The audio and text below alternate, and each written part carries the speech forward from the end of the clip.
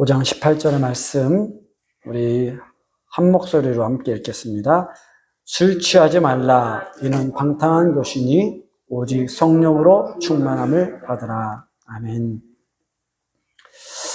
지난 주일에 우리가 세월을 아끼고 주의 뜻이 무엇인지 이해할 수 있는 가장 좋은 방법은 성령으로 충만하게 되는 것이라고 말씀을 드렸습니다. 왜냐하면 성령은 하나님의 모든 것을 그 깊은 것이라도 다 아시기 때문입니다. 그렇다면 성령으로 충만하다는 것은 무엇입니까?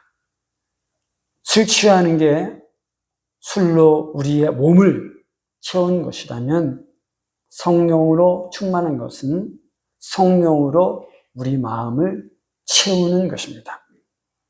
그래서 성령께서 우리를 이끄시고 다스리시는 것입니다.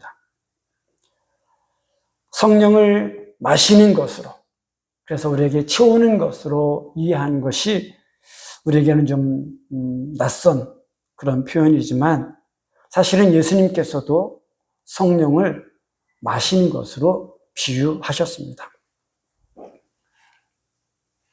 명절 끝날, 곧 큰 날에 예수께서 서서 외쳐 이르시되 누구든지 목마르거든 내게로 와서 마시라. 나를 믿는 자는 성경의 이름과 같이 그 배에서 생수의 강이 흘러나오리라 하시니 이는 그를 믿는 자들이 받을 성령을 가리켜 말씀하신 것이라 라고 했습니다. 예수님께서는 우리가 목마를 때 물을 마셔야만 되는 것처럼 우리가 성령을 마셔야 한다라고 말씀하셨습니다.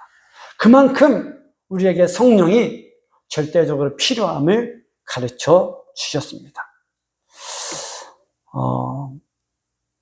예수님도 또 바울도 성령으로 술 취하지 말고 성령으로 충만하게 되라 라고 했기 때문에 예수님과 바울 모두 성령을 우리에게 채우는 것으로, 우리가 마셔야 하는 것으로 이렇게 말씀한 것을 알 수 있습니다.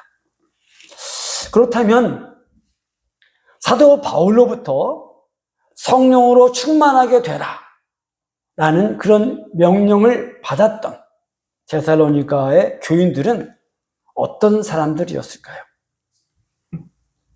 그들은 이미 구원의 복음을 듣고 믿은 사람들이었습니다. 1장 13절에 분명히 말하고 있습니다.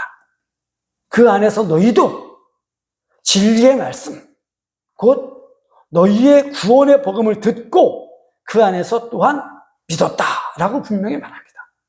더 나아가서 성령으로 인치심도 받았다라고 말합니다. 데살로니가의 교인들은 구원의 복음을 듣고 믿었으며 성령의 인치심까지 받았던 자들이라는 것입니다.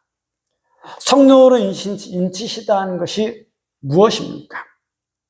몇 주 전에 말씀드렸지만 다시 한번 말씀을 드리면 성령으로 인치신다라는 것은 하나님께서 우리에게 성령을 주심으로 그것을 통해서 우리가 하나님의 것임을 나타내시는 것, 우리가 하나님의 소유임을, 하나님께 속한 자들임을 나타내시는 것을 말합니다.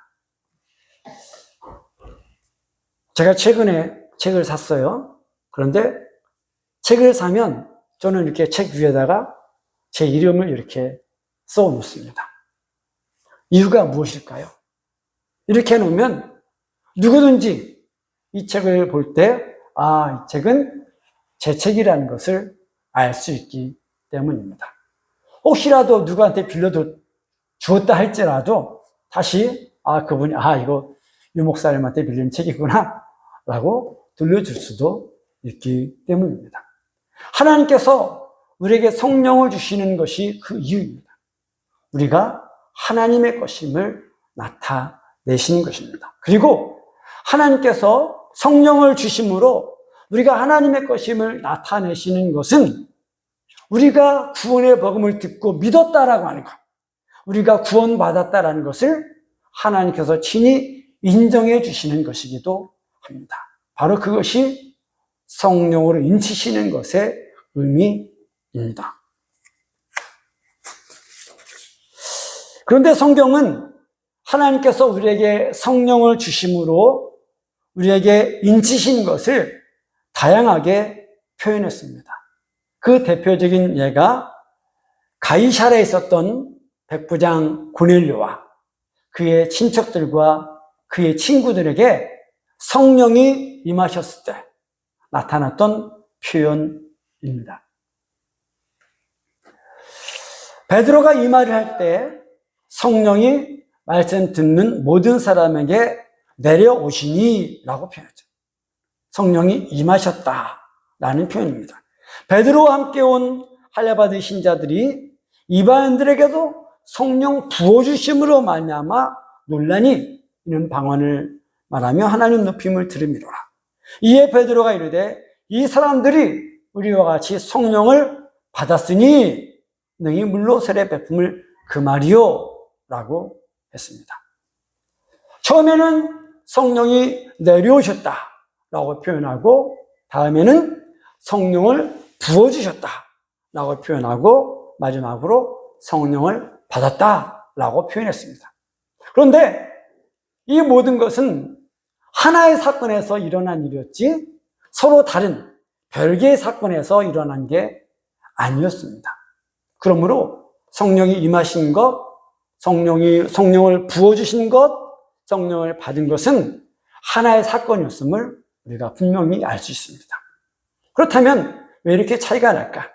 제가 이해할 때는 성령이 임하셨다, 성령이 내려오셨다는 것은 성령을 주어로 이렇게 할 때 표현한 것이고, 성령이 부어주셨다라고 하는 것은 하나님을 주어로 할 때 하나님이 성령을 부어주셨다라고 표현하는 것이고, 성령을 받았다라고 하는 것은 우리를 주어로 할 때, 성도를 주어로 할 때 성령을 받았다라고 이렇게 표현한 것 같습니다.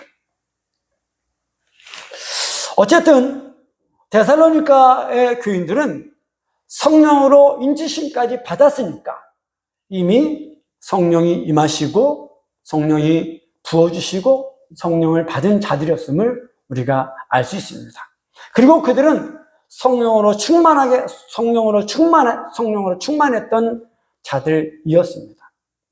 그들이 성령으로 충만하지 않았더라면 성령으로 충만하게 되라 라고 그렇게 명령할 수 없었을 것입니다. 그걸 모르는데 그렇게 되라고 명령할 수 없기 때문입니다. 그리고 그들은 성령이 그들 안에 거하시는 자들이었습니다. 4장 33절에 보면 그들에게 성령을 근심하게 하지 말라라고 바울이 말했는데, 성령을 근심하게 하지 말라라고 하는 것은 그들이 성령을 근심하게 할 수 있었다는 것이고, 그들이 그들 안에 거하시는 성령을 통해서 인도하심을 받고 있었다라는 것을 전제한 것입니다. 그렇습니다. 그들은 성령을 받은 자들이고 성령이 그들 안에 거하시는 자들이었습니다. 그럼에도 불구하고 바울은 그들에게 성령으로 충만하게 되라 라고 말하고 있습니다. 왜 그렇습니까? 왜 바울은 그들에게 성령으로 충만해야 할 것을 그렇게 강조하는 것일까요? 성령으로 충만하지 않으면 하나님의 자녀임에도 불구하고 마귀의 자녀처럼 행할 수 있기 때문입니다. 성령으로 충만하지 않으면 분명히 새 사람이 되었음에도 불구하고 다시 옛사람으로 돌아가 옛사람처럼 살 수 있기 때문입니다. 성령이 충만하지 않으면 하나님 없는 자처럼 육체의 욕심을 따라 살아갈 수 있기 때문입니다. 음행하는 자나 더러운 자나 탐하는 자, 이들을 우상 숭배자라고 바울은 말하고 있는데, 이들처럼 되어서 하나님 나라에서 기업을 얻지 못할 수 있기 때문입니다.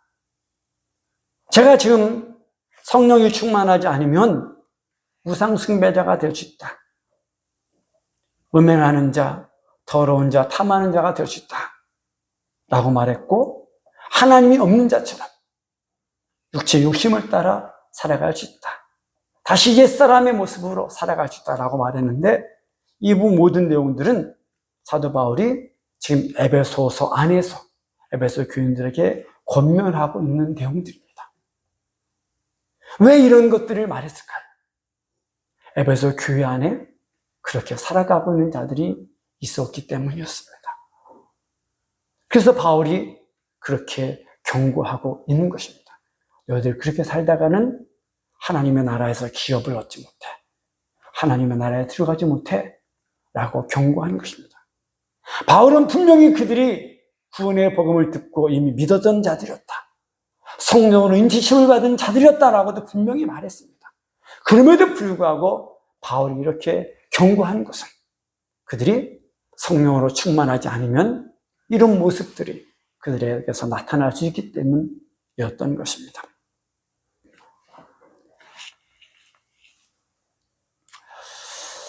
신약의 서신서들 중에서 바울이 가장 강력하게 책망하고 있는 교회는 갈라디아 교회입니다.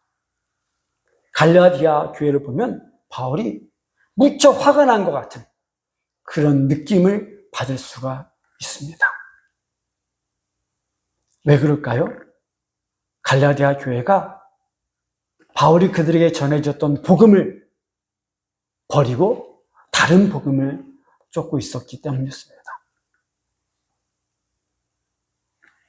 그들이 그리스도의 은혜로 그들을 부르신 하나님을 속히 떠나고 있었기 때문입니다.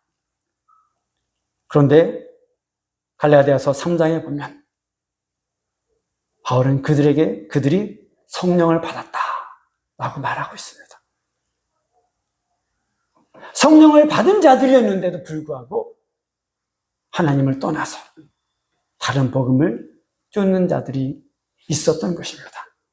그래서 바울은 자기가 수고한 것이 갈라디아의 교회들을 위해서 수고한 것이 헛될까 염려했었습니다. 그것이 바로 바울이 에베소 교인들을 향해서 성령으로 충만하게 되라 라고 명령할 수밖에 없었던 이유였습니다. 그렇다면 그들은 어떻게 성령으로 충만하게 될 수 있었을까요? 그리고 우리는 어떻게 다시 성령으로 충만하게 될 수 있을까요? 첫째는 기도하는 것입니다. 성령으로 충만하게 되려면 성령으로 충만하게 되기 위해서 하나님 앞에 간구해야 됩니다. 우리 스스로 성령으로 충만해질 수가 없습니다. 오직 하나님께서 우리에게 성령을 부어주셔야, 오직 하나님께서 우리에게 성령을 보내주셔야, 그래서 성령이 우리에게 임하셔야만 우리가 다시 성령을 받고 성령으로 충만해질 수 있습니다. 그리고 우리가 성령으로 충만할 때 비로소 우리가 하나님의 자녀답게, 하나님 앞에서 정말 멋있게 하나님의 뜻을 이루어가며 하나님의 손에 붙잡힘 받으며 하나님께 영광 돌려드리며 승리하면서 그렇게 살아갈 수 있기 때문입니다. 사실 하나님께서는 누구보다 우리가 성령으로 충만하게 되기를 원하십니다. 그러므로 우리가 기도하면 하나님은 반드시 우리를 성령으로 충만하게 하십니다. 그의 뜻대로 무엇을 구하면 하나님은 들으시기 때문입니다. 더구나 예수님께서 분명히 말씀하셨습니다. 너희가 악할지라도 자식에게 좋은 것을 줄 줄 알거든. 하물며 하늘에 계신 너희 아버지께서 구하는 자에게 성령을 주시지 아니하겠느냐. 구하면 하나님은 성령을 주신다. 아버지 되시는 하나님은 자녀들에게 성령을 주신다 라고 분명히 말씀하셨습니다. 그러므로 저와 여러분은 성령을 구하기 원합니다. 성령을 받아서 성령 충만한 자가 되기를 소망합니다. 예수님께서도 요한에게 세례를 받으시고 기도하실 때 성령으로 충만하게 되셨습니다. 사도들도 마가의 다락방에서 기도하는 중에 성령으로 충만하게 되었습니다. 오순절에 베드로의 설교를 듣고 회개했던 3,000명이나 되는 성도들, 3,000명이나 되는 회심자들, 그리고 그 이후에 또 새롭게 복음을 듣고 믿은 자들은 역시 기도하다가 성령으로 충만하게 되었습니다. 사마리아 사람들도 베드로와 요한이 가서 그들의 성령 받기를 위하여 기도한 후에 안수할 때 그들에게 성령이 임했습니다. 다메섹으로 그리스도인들을 핍박하기 위해 가던 사울도 기도하는 중에 구하라 주님을 만나고 기도하는 중에 아나니의 안수를 받고 성령을 받았습니다. 물론 반드시 기도해야만, 먼저 기도가 있어야만 성령으로 충만하게 되는 것은 아닙니다. 고넬료와 그의 친척들 그리고 그의 친구들의 경우는 기도했다라는 말이 없는데, 그리고 사실은 이전에 예수를 믿지도 않았었는데, 세례도 받지 않았음에도 불구하고 그들이 베드로의 설교를 들을 때 성령이 그들에게 내려오셨습니다. 성령이 그들에게 부어주셨습니다. 그런 예외적인 경우도 있습니다. 하지만 사도행전에 기록된 대부분의 경우에는 성령이 그들에게 부어진 것은 기도와 관련이 있었습니다. 기도한 후에, 그리고 기도하는 중에 그들이 성령 받았음을 우리가 알 수 있습니다. 둘째로 우리는 하나님께 순종하는 자가 되어야 합니다. 사도들이 붙잡혔을 때 대제사장이 사도들을 위협하며 말했습니다. 우리가 너희들에게 예수의 이름으로 가르치지 말라고 엄히 명했는데 너희가 너희의 가르침을 예루살렘에 가득하게 하고 있구나 라고 할 때 사도들이 뭐라고 말합니까? 사람보다 하나님께 순종하는 것이 마땅하도다 라고 말하면서 우리는 이 일의 증인이요, 하나님께서 자기를 순종하는 자들에게 주신 성령도 그러하니라 라고 했습니다. 그들이 성령을 뭐라고 말했습니까? 하나님께서 성령을 주시는데 자기에게 순종하는 자들에게 성령을 주신다고 말씀하셨습니다. 그렇기 때문에 베드로와 사도들은 그들을 위협하는 대제사장의 말에 순종하지 않고 하나님의 말씀에 순종할 수밖에 없었던 것입니다. 계속 성령으로 충만하고 싶었기 때문인 것입니다. 계속 하나님께 순종하는 자가 되고 싶었기 때문이었습니다. 사랑하는 성도 여러분, 그러므로 우리도 성령으로 충만하게 되기 원한다면 먼저 하나님 앞에 순종하는 자가 되어야 합니다. 하나님은 순종하는 자들에게 성령을 주시기 때문입니다. 얼핏공원 가는 길에 제가 좋아하는 식당이 몇 개 있습니다. 그중에 하나는 구리 시골식당, 동태탕 하는 데고요. 그 위에 또 올리엔이라고 하는 식당이 있습니다. 여러분 다 가보셨잖아요. 저는 올리엔을 참 좋아합니다. 왜냐하면 제가 좋아하는 그 음식이 감베리 빠에야라고 하는 새우가 들어가 있는 이 볶음밥 같은 매콤한 그런 볶음밥이 있기 때문입니다. 저는 그 감베리 빠에야를 아주 많이 먹었습니다. 아주 즐겨 먹었습니다. 그래서 기회가 되면 또 맛있게 즐겁게 먹고 싶어서 올리엔을 찾아갑니다. 성령으로 충만하게 되는 것도 마찬가지입니다.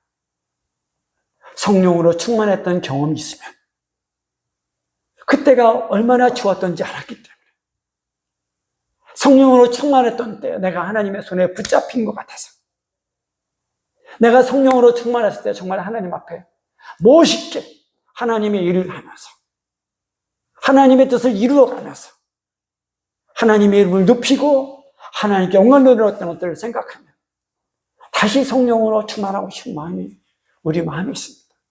성령으로 충만했을 때보다 더 즐겁고 더 기쁘고 더 행복했던 때가 없었기 때문입니다. 그러므로 우리는 다시 성령으로 충만한 자가 되기를 원합니다. 성령으로 충만하기를 위해서 간구하고, 그리고 성령으로 충만하기 위해서 하나님께 순종하는 자가 되기를 원합니다. 혹시 우리가 하나님 앞에 순종하지 않고 있는 부분이 있다면, 여전히 우리가 목이 뻣뻣해서 우리가 고집을 부려가면서 하나님 앞에 순종하지 않고 있다면, 이제라도 하나님 앞에 순종하여서 성령으로 충만하게 될 수 있기를 소망합니다. 지난 주일에 성령으로 충만할 때 나타나는 그 현상 또는 결과에 대해서 말씀드렸습니다. 시와 찬미와 신령한 노래들로 서로 화답하는 것입니다. 마음으로 주께 노래하며 찬송하는 것입니다. 그런데 만일 우리 안에 그런 모습이 없다면, 우리가 혼자 있을 때 우리가 마음으로 하나님을 찬양하는 것이 힘들다면 우리는 성령으로 충만하지 못한 것입니다. 또 범사에, 그리고 항상 우리 주 예수 그리스도의 이름으로 하나님 앞에 감사하지 못하고 있다면, 그래서 우리 안에 사람에 대한 원망과 불평이 자주 나타난다면 우리는 성령으로 충만하지 못한 것입니다. 광야 이스라엘 백성들이 하나님을 원망하고 불평할 때마다 모세에게 그 불평과 원망의 화살을 쏘아두었습니다. 하나님은 보이지 않지만 모세는 눈앞에 보였기 때문입니다. 그러므로 우리 안에 항상, 그리고 범사에 감사하지 못하고 있다. 우리는 내가 지금 성령으로 충만하지 못하구나 라고 생각하고 성령으로 내가 충만해야 되겠구나 라고 알아야 할 것입니다. 사랑하는 성도 여러분, 저는 오늘도 교회에 먼저 와서 우리 딸이 10시 반부터 공연이 시작한다 그래서 우리 딸을 위해서 기도했고 또 옥삼에 저를 위해서 기도했는데, 하나님 저를 성령으로 충만하게 해주십시오 라고 기도했습니다. 제가 성령으로 충만해야 성령 충만한 찬양 인도를 할 수 있고, 제가 성령으로 충만해야 성령 충만한 예배 인도자가 될 수 있고, 제가 성령으로 충만해야 성령 충만한 설교자가 될 수 있기 때문입니다. 사랑하는 성도 여러분, 저는 저뿐만 아니라 여러분도 모두 다 성령으로 충만한 자가 되기를 원합니다. 그래서 우리의 가정이 성령 충만한 가정이 되고, 우리의 교회도 성령 충만한 교회가 되고, 우리가 드리는 예배도 성령 충만한 예배가 되기를 소망합니다.